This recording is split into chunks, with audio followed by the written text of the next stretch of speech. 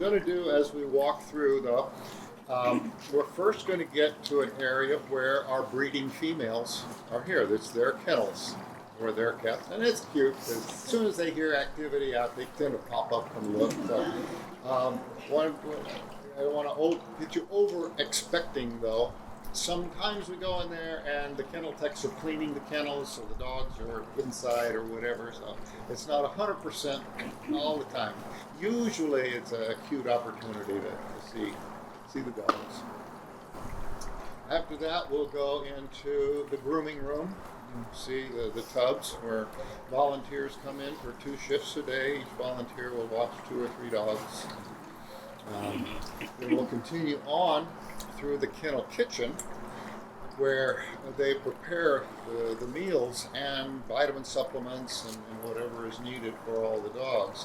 What I would encourage you to kind of pay notice in there is the different varieties of food. Not so much varieties. It's almost all Eukanuba. There are a few exceptions.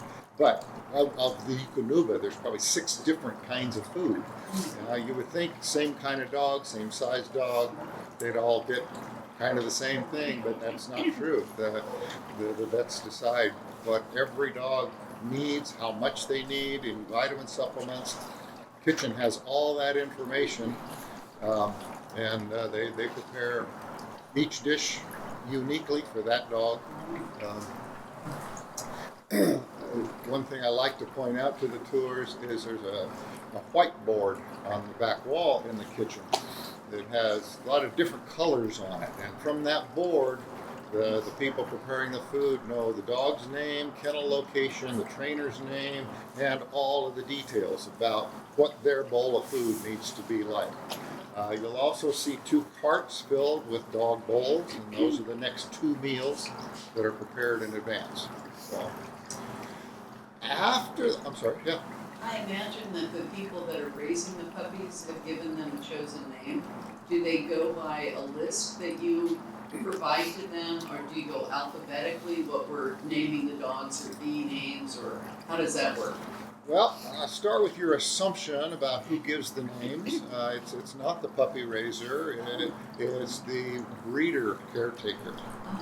When the litter is born, and they are assigned a letter of the alphabet, and then invited to submit names that start with that letter for each of the puppies. There's still a screening process here. We don't want a bunch of dogs with the same name in our program at the same time. Some of the more popular names, though, we do have to go to, Bobby 2, Bobby 3, Bobby 4. But we still try to make sure Bobby 2 is retired from the program before Bobby 3 is introduced. And sometimes, they might submit a name that for one reason or another we just say, no, that's not a good idea, and we'll rename it here. But yeah, the breeder caretaker family gets to offer the names for the puppies. They get the first look at their personalities, get some idea of what might be apropos. Okay, next thing we'll see on this little walkthrough where we snake through all these little spaces is something that came from the 1996 grand opening of this facility. That was a big deal here. There was a lot of media coverage. There were celebrities, politicians here. Big deal.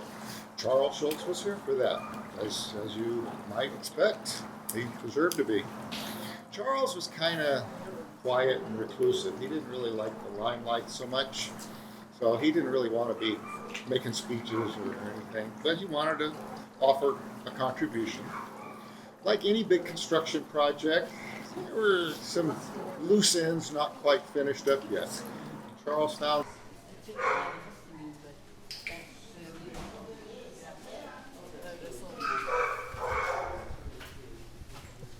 some freshly poured cement, and he asked somebody to go find him a nail, and he drew a Snoopy in concrete.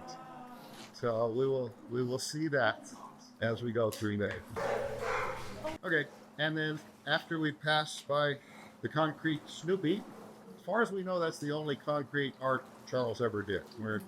I can't prove it for sure, but as far as we know, it's the only time he did that. After that, we're going to come through an office area where people really work. It's mostly the cubicles where the trainers work. Most of them are going to be empty. The trainers are busy with the dogs. You know, they don't have a lot of desk work to do. Their work is in the kennel.